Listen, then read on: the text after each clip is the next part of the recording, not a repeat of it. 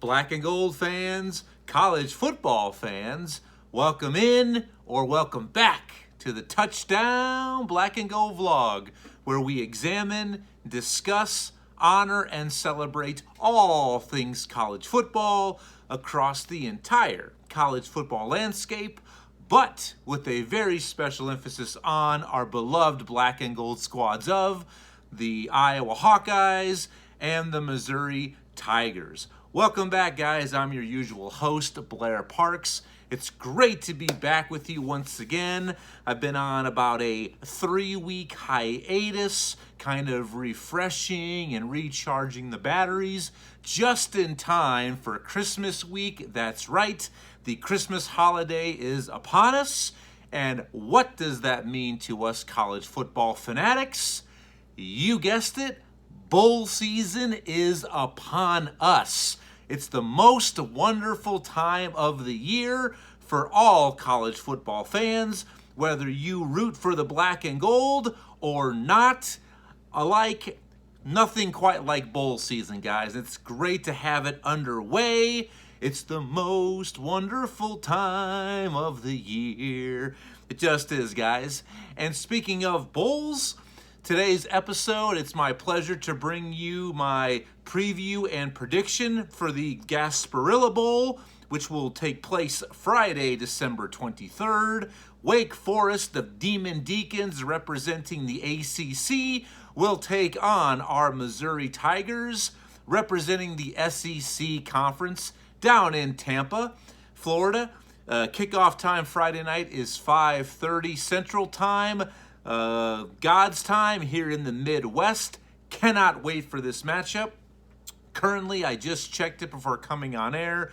Currently, the line is over and under is 58.5 points, and Wake Forest is a slight favorite, a 2-point favorite as of right now. So basically, this game, the Vegas guys, they're calling this one a toss-up game. So what a game it is going to be. It's a great pleasure to be here previewing this bowl game, and I will give you my prediction to how I see this game ultimately playing out.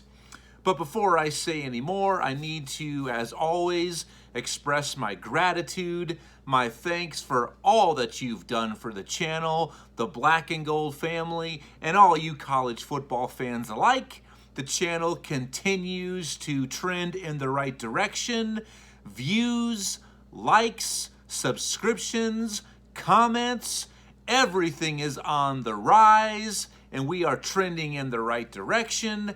The big momentum is on our side, but I need your help. I want to spread the word and find more college football fans just like you to join the Touchdown Black and Gold vlog. So please, if you like what you see and what you hear, subscribe, comment. I always encourage and welcome and ask you for any sort of feedback or participation.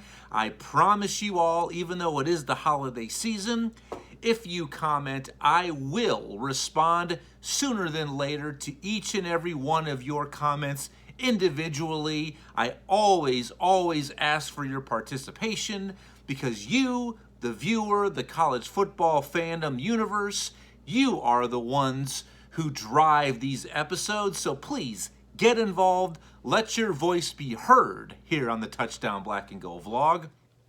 So let's continue to spread the word. Tell your fellow college football fans, your friends, your colleagues, your family members to check me out here on the Touchdown Black and Gold vlog. So without further ado, guys, let's go ahead and get into the Gasparilla Bowl as far as what I see being potentially the keys to victory, how these teams got here. And it's always important to know this time of year is, as of right now, and we're still a few days away from this game kicking off, who right now is either in or out. Now that we live in the age of the transfer portal and opting out for the NFL draft, we also need to keep up to speed on who is available for this bowl game also. So let's go ahead and start off today. Let's go ahead and kind of do a quick season review as far as how these two teams got here. What eventually led them to be participating in a 13th game? And let's start with the Wake Forest Demon Deacons. By the way, one of my favorite mascots. I mean, maybe even my favorite mascot. I mean, how can you not root for a possessed clergyman? I mean, how great is that? But Wake Forest comes into this bowl game 7-5 overall. 3-5 was their conference record within the ACC.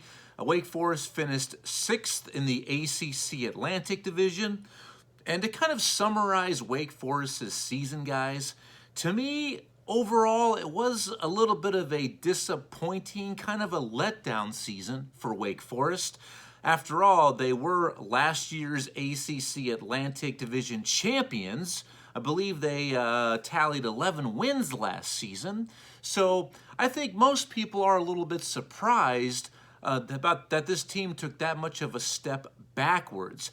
I'm a little bit surprised by it. I didn't think they were going to fall off this much. But just to remind you, if you did watch my Bold Predictions episode way back in the fall, prior to the season kickoff of the 2022 season, Wake Forest was one of several teams that I did predict would start the season ranked, but would end the season unranked. And that's currently where Wake Forest is. And even if they do win this bowl game, guys, I don't see them cracking the final rankings at 8-5. I just don't see that happening, but I could be wrong. Their projected win total via Vegas preseason was 7.5 wins. Definitely came in a little bit under that, as I kind of projected they would myself personally. Now, the high point for Wake Forest this season, there were some very good moments, a few moments that stuck out. But to me, the high point for the Demon Deacons had to be their big-time win at number 23 Florida State, 31-21. It's always difficult, regardless of how good or bad Florida State is, or how good or bad you are when you travel down to Tallahassee and to Doak Walker Stadium. If you're able to escape that environment with the victory, you've done something right, and kudos to you if you're able to do that. So for me, that was the high point of this team this season.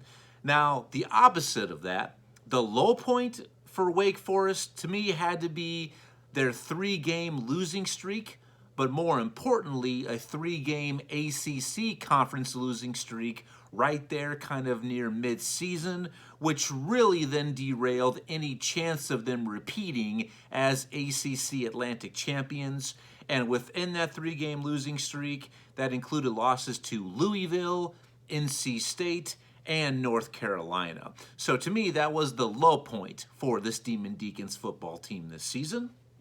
Now, the flip side, let's talk a little bit about how Missouri got here. The Missouri Tigers come into this bowl game 6-6, right at 500 overall. They went 3-5 within SEC play, and they finished 4th in the SEC East Division.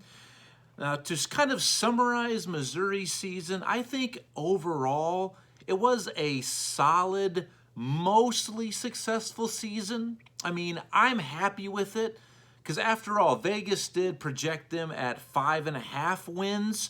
I actually did take the over on that. I put some money on Missouri, and because of that, my wallet got a little bit fatter here this Christmas season, and trust me, that's always needed, especially when you have 2 little ones to take care of.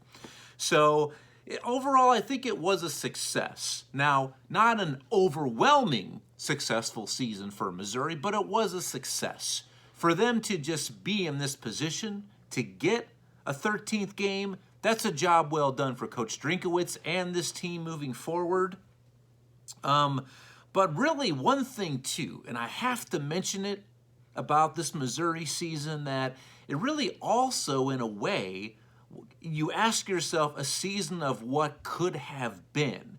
And if you've missed it, I mean, the reason why I go and make that statement is there were several additional victories that really escaped them late in games. And I am going to talk a little bit more about one of those specifically here in a little bit, but there were at least 3 games that they probably could have additionally won, and at that point, they're basically going to finish second in the SEC East division. It's crazy how just one little play or that several little things can equal one big thing, and it absolutely cost them a couple victories. So really could have been a season, like I said, of what could have been.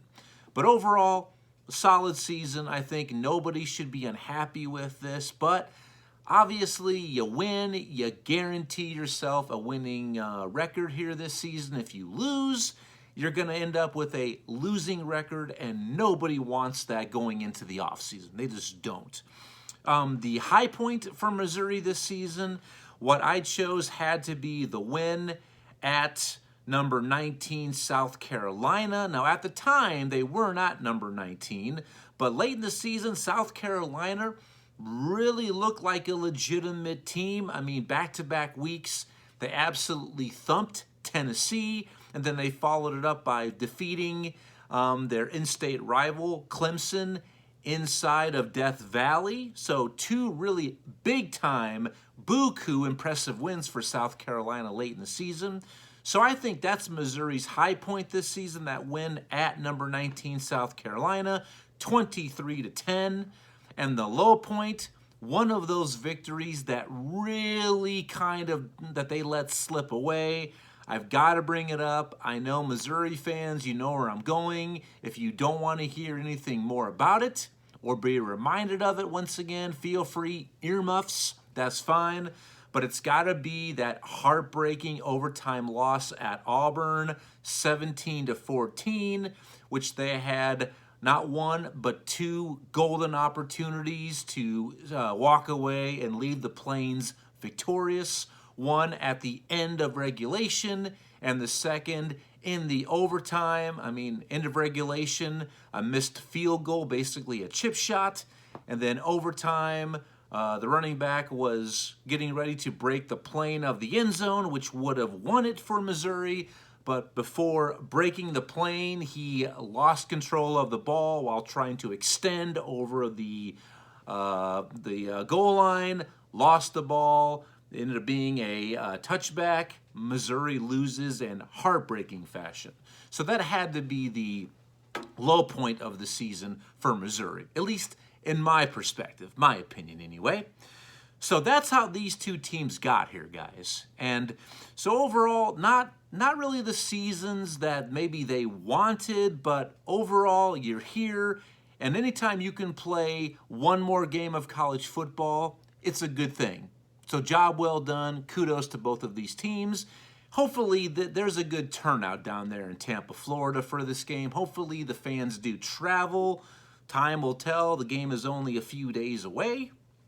So next thing I want to go to, before I break this game down and give you my official prediction, it is important once again to know who's in and who's out, whether it be those who are in the transfer portal, certain players who might be opting out to prep for the NFL draft, and also some impact players who might be out due to injury. Okay, those things still do happen after all. So let's go and start off with players that you need to be made aware of from Wake Forest, a couple of their impact players. Our running back, Christian Turner, is in the transfer portal. He's the team's second leading rusher on the team. And quarterback Galvin Holmes is also currently in the transfer portal. Neither of these 2 have found a landing spot quite yet. Galvin Holmes was a former starter this season for Wake Forest in their secondary, so it could be a big loss for them. Now, just to kind of clarify the NCAA rules about transfer portal, because this is something that can be lost in translation, kind of falls between the cracks a little bit, because trust me, I had to basically check it just to make sure that I was correct. I had to confirm it. Also, check yourself before you wreck yourself. That even though if a player at this time has entered his or her name in the transfer portal, that does not mean that they are ineligible to play in the bowl game. They totally can. Now, once they basically leave a team or transfer to another team, then yes, obviously they cannot play. But just because somebody has entered their name in the transfer portal, they are eligible to play for their current team. But more often than not, we will not see that happen, because that just signifies to the current coaching staff and players on a roster that, hey, I intend to leave, so why even waste time on me? Normally, more often than not, coaches will not let somebody participate in a bowl game if they're currently in the transfer portal, but they can. So these two individuals might end up being on the field come Friday night. We'll have to wait and see. So those are two impact players for Wake Forest who are in the transfer portal that as of right now will not be partaking in the bowl game. Now, this segment, this really is going to impact Missouri more than Wake Forest. Missouri has absolutely some impact players who are going to miss this bowl game that they are going to have to find an answer to replace. Now, none of these guys you can fully replace, but they're going to have to find someone to just plug and play and fill in the best they can. When it comes down to this side of the cone, guys, Missouri is in a much worse position with opt-outs, injuries, or transfer portal entrants than Wake Forest is. So for Missouri, we've got some big-time players on the shelf. First is wide receiver Dominic Lovett. He is the team's leading receiver. He entered the transfer portal last week. All indications right now are showing he is not going to play in this bowl game, but he has not signed on to another program or declared anywhere else quite yet. So look for Dominic Lovett to miss the game. Now, both, not just one, but both of Missouri's stud defensive ends have both opted out to prep for the upcoming NFL draft. That is defensive ends Isaiah McGuire and DJ Coleman. They are both out. We know these two will not be playing in the bowl game. And also another opt-out, and this is one that's really concerning for Missouri, is stud safety Martez Manuel, probably their best player. Well, I'll say this, one of, if not the best player for Missouri in their defensive secondary, has also opted out. So those last three players we will not see on the field for the bowl game. So it's going to be difficult for Missouri to find some replacements on the defensive side of the ball against a very vaunted, very studly Wake Forest offensive attack. So that's who's in, who's out that we know of as of right now. So next I want to go by the numbers. I want to just look at how these teams stack up as far as offensive production and defensive production. Let's just see what they've done throughout the season. So starting with Wake Forest, on average they score 37 points per game, and they allow opponents to score 29 points per game. So there's a pretty good spread there. I mean, getting 37 yet giving up 29, you like to see that maybe a little bit wider, but overall it's not a bad spread. Now, offensively, here's a big number that's a little bit concerning for Missouri, is Wake Forest averages 315 passing yards per game. That is a lot of production through the air, but Wake Forest allows 273 passing yards per game, and they also allow, on the defensive side, 138 yards rushing per game. So right there, it kind of tells you that this is not a defensive juggernaut, all right? Wake Forest primarily is, first and foremost, first option to win is offense. Second option is also offense. That's how they want to defeat you, okay? So right there, the numbers don't lie. I mean, that's kind of their Achilles heel, is going to be the defensive side of the ball for the Demon Deacons. Now for Missouri, when you compare the numbers to the Tigers' numbers, on the season, Missouri scored on average 26 points per game, but they allowed 25 points per game. That is very concerning. When you have a difference of one measly point, that tells me and anybody that Missouri has a very, very small room and area for error. I mean, they don't have a lot of flexibility when you basically are gaining one more point per game than what you're allowing. Little concerning. I knew it was close, guys, but I didn't think it was that close until I did a little bit of research. Now, here's the big time numbers that maybe are going to benefit Missouri when you compare them to Wake Forest. Now, on average, Missouri averages 159 yards rushing per game, and they allow only 210 passing yards per game. So those are both well under and better than what Wake Forest either on average gets or gives up. So when you look at this, I see from a numbers perspective, I think these teams kind of cancel each other out. I mean, I think overall, there's not really a glaring number that stands out to me saying, absolutely, this is the team that's going to win or should win because of this or that number. I mean, yes, there's some differences. There is a but nothing is simply going to say, that's why I think this team's going to win. All right? They kind of cancel each other out, to me. So that's by the numbers. Now let's look at, I'm going to share with you my keys to victory for both of these squads when they face off against one another on Friday night. Let's start with keys to victory for the Demon Deacons. So this is how Wake Forest wants to operate. This is how they want to roll, okay? And I'm talking about they want to show up and let quarterback Sam Hartman, who is a veteran quarterback, I mean, stud. This guy can spin it with the best in the nation. I mean, the numbers on the season for quarterback Sam Hartman, they speak for themselves.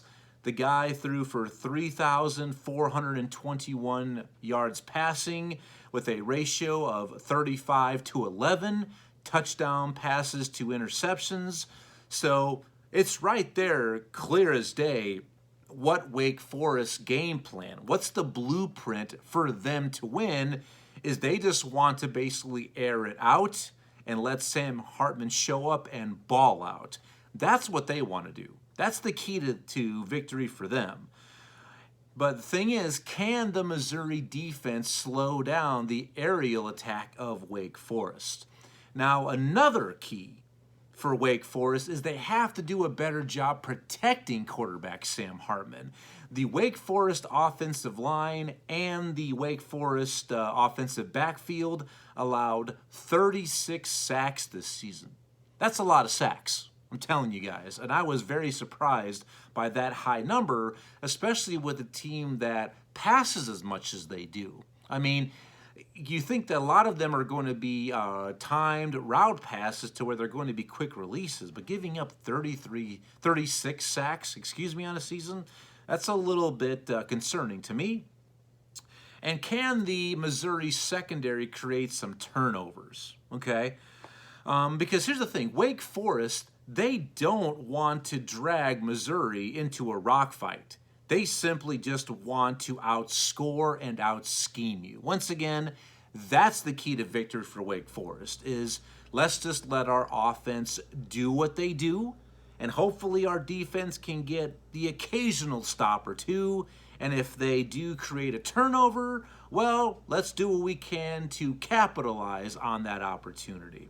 And I think a lot of that, the offensive success and the prowess of this team, is a credit to head coach Dave Clawson, who's an excellent coach, and he remains one of the best kept secrets and one of the most underrated underappreciated coaches and play callers in the nation. I mean, what he's done there at Wake Forest, he's absolutely created a winner. And I think he is one of the better coaches in the nation.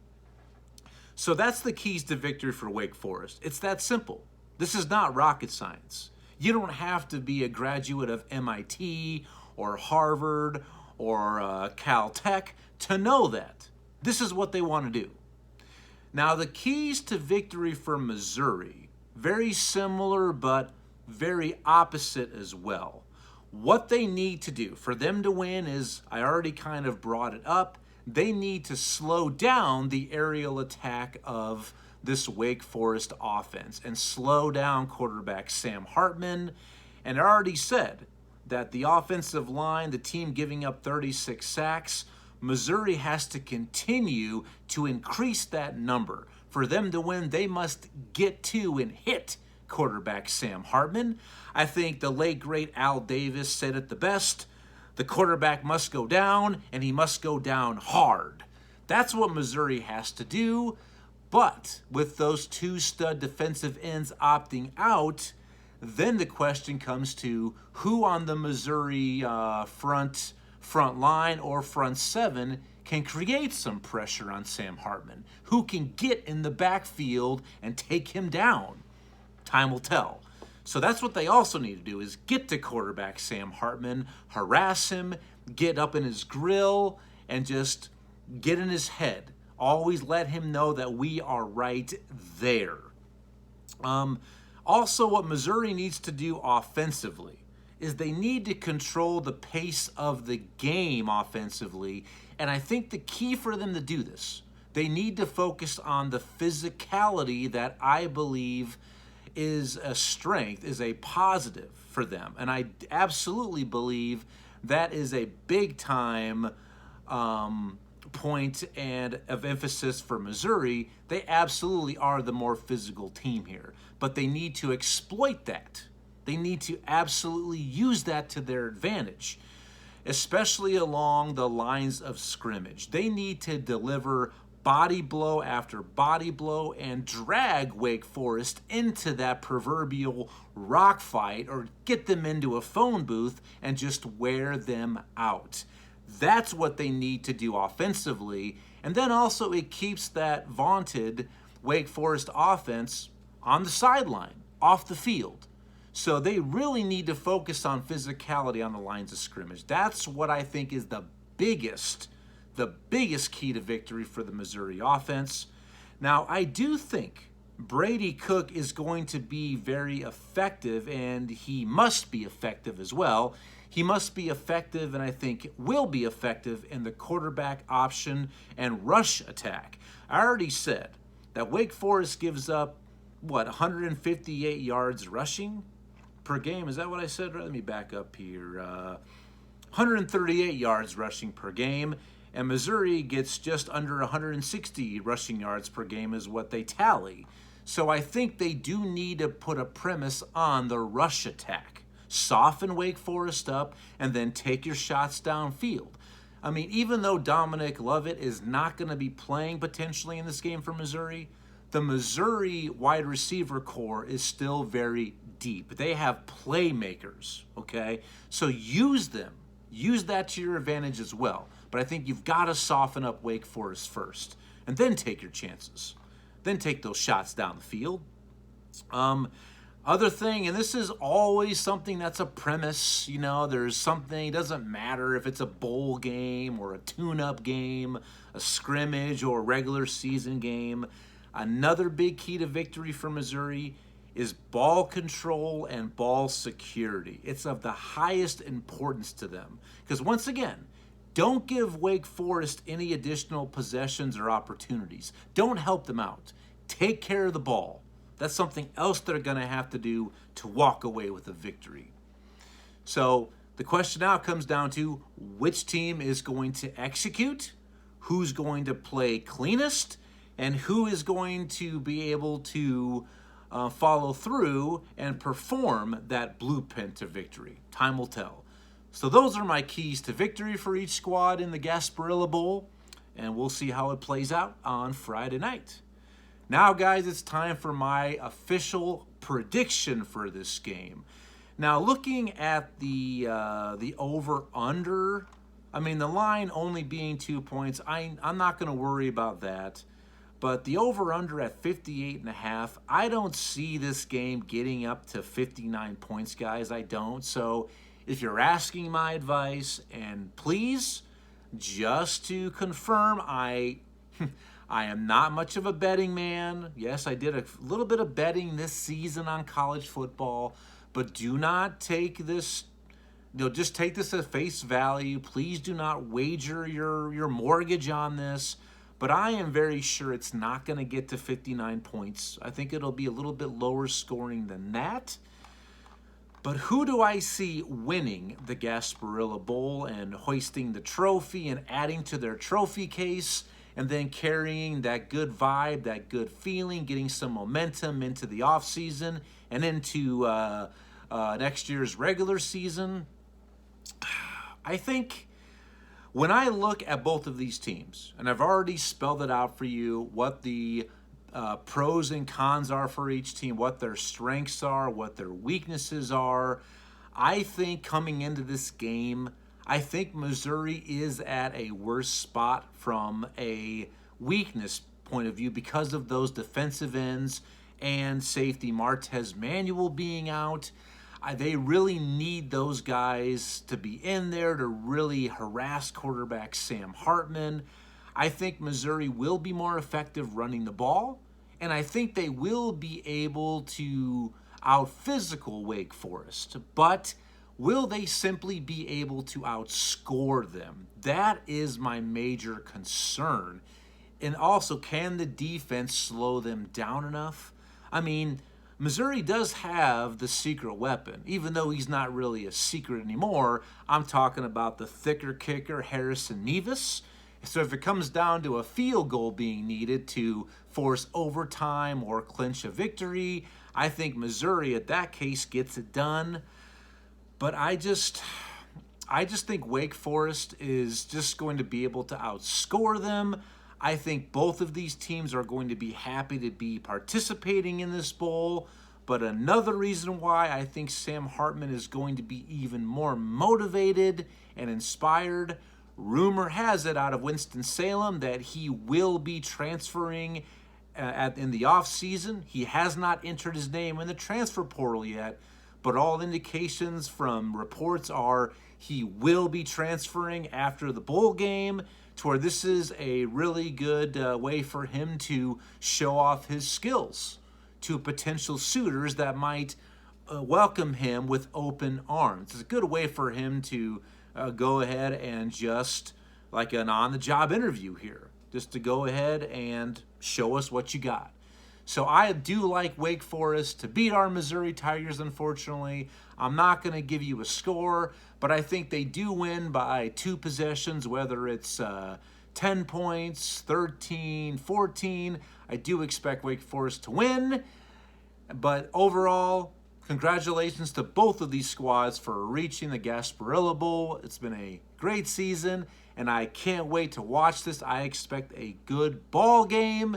But hopefully my prediction is wrong, because I would love to see the Tigers bring it home. I mean, you're probably asking, why are you a Tiger fan when here you are donned in Iowa gear? Well, yes, I am Northwest Illinois, born and raised, but I live here in the show-me state of Missouri, so I have a vested interest in our local NCAA Power 5 conference team, Mizzou.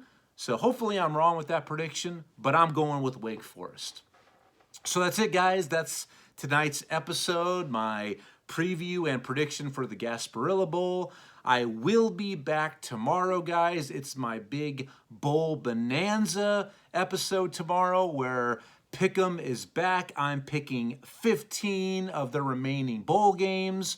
Included in that will be the Iowa Hawkeyes in the Music City Bowl, and also the college football playoff semifinals, and of course the Rose Bowl game, the granddaddy of them all. So definitely be looking for that episode tomorrow, guys. Should be uploaded mid to late afternoon.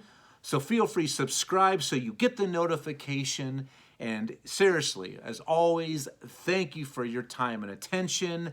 None of this would be possible without you. It's an absolute pleasure for me to be here, your average Joe, sharing his love and passion for all things college football on the weekly. So please subscribe, like, share, comment.